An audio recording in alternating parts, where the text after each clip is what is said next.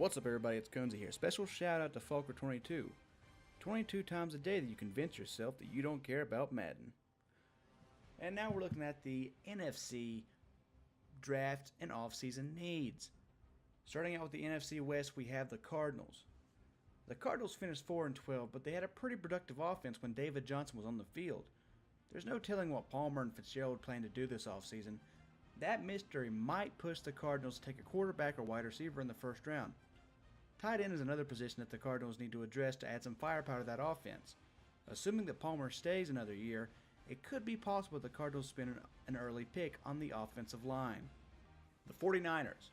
The Niners saw some success out of Beathard this past season and had a relatively strong run game.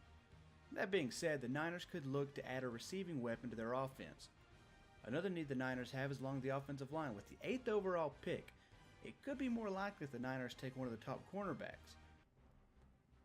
The Rams. The Rams saw some success this season. When failure was seen, it was due to the trenches. The Rams are picking at 14, so they could likely get one of the top offensive linemen or defensive linemen, because defensive tackle is another area of concern for the Rams. Also, at 14, it could be possible that the Rams also look to get a top corner to help the back end of their defense. The Seattle Seahawks. Offensive line has been an issue for the Seahawks all season long. Sully has complained about his offensive line non-stop. With that being said, don't be surprised to see the Seahawks take an offensive line early in the draft. Defensive end and linebacker could also be possibilities at pick 28. Okay, now get ready to repeat this with me.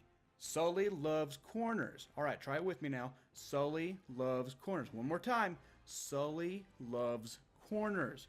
Pick 28 is a corner. There isn't a chance in the world that the Seahawks don't take a corner in their first pick. The Vikings were a playoff team. Oddly enough, the organization decided to fire their coach. But hey, that's just the Vikings for you. The offensive line is an issue for the Vikings, but not an incredible need, seeing as how well their offense did this year. On the defensive side, the Vikings need a linebacker and a defensive back. The Vikings have 2 first-round picks, both in the top 20 currently, and they could fill both of these needs in this first round. The Lions traded away Ziggy Ansah this season, which created a gap at defensive end. The Lions also have needs at defensive back and linebacker. New coach Miggy Smalls has been given full control over the organization and will look to fill one of these holes with the 4th overall pick. The Bears.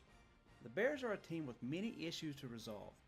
An improvement along the offensive line could happen on draft day, but the Bears have multiple needs on draft day, and many are on the defensive side of the ball. The Bears could have a top 5 caliber defensive lineman or defensive back with the 5th overall pick. But as we all know, linebackers are to Pinheiro as corners are to Sully. Pinheiro loves his linebackers. And although the Bears are pretty set at linebacker, I can't say with certainty that he doesn't take a top linebacker if one is available. And finally, the Green Bay Packers. The Green Bay Packers always seem to have a need at offensive line and defensive line. This year is no different. The Packers traded away Bulaga at their right tackle, which didn't improve an already spotty situation along the offensive line. It's still unclear how new coach Carbonation feels about Hundley as the eventual successor to Rodgers. The Packers could look to draft Rodgers' eventual replacement in this draft. And now we're at the NFC East, and we're going to start off with the Giants. Chuck had one of his greatest seasons ever, ending his season at 15-1. His offense was led in part by Perkins at halfback. Chuck also feels much more confident in Eric Flowers now after his Pro Bowl season. Halfback and left tackle were 2 areas of need on my list, and now they aren't. What remains on my list is defensive tackle and outside linebacker. The Giants will pick late in the draft, so they may not be able to get a beast, but they could get a solid outside linebacker or defensive tackle late. The Redskins.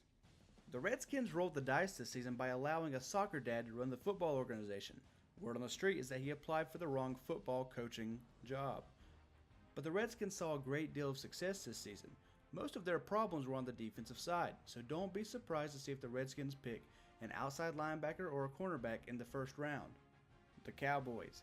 Tim has a loaded roster. I mean loaded. I had difficulty finding anything to talk about.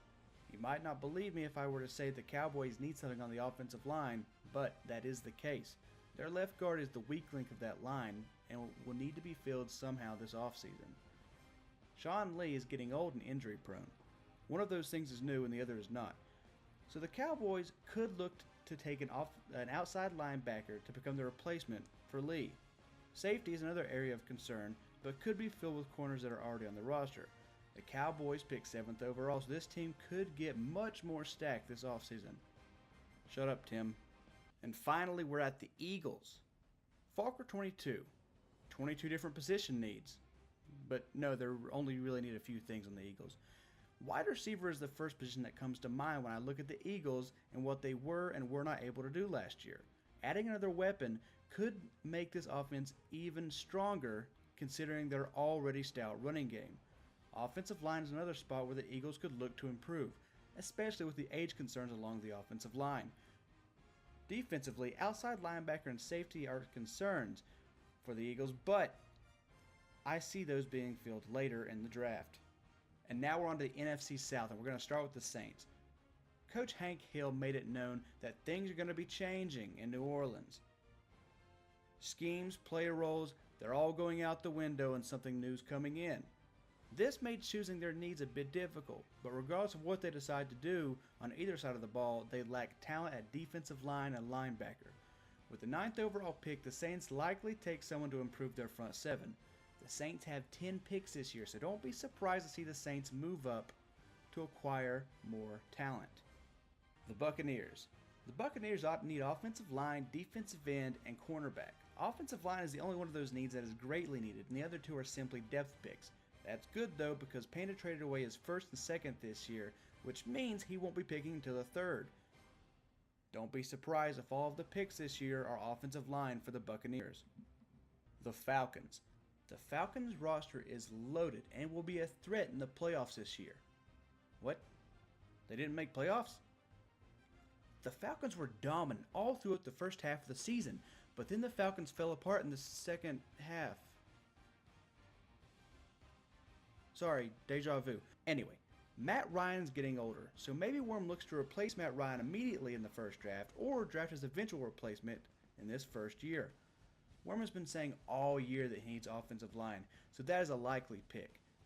And I really couldn't find anything else they needed, so I guess kicker is their 3rd need. When the grass is greener, huh? And finally, we're at the Panthers. The Panthers' offense soared this year. I said offense, but that was a typo. I apologize.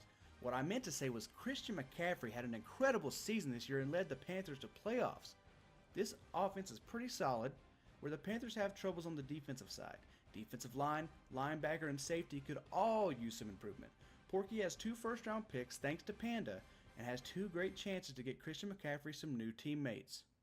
If you like that video, make sure you like and subscribe to keep up with all of the future NNFL activity. If you want to keep up with stats and standings in between videos, go check us out at daddyleagues.com/NNFL. You can follow the NNFL on Twitter at @the_NNFL. If you have a comment or suggestion, leave it in the comments section below. Also, if you want to watch any of our games, check the description for all of the streaming links.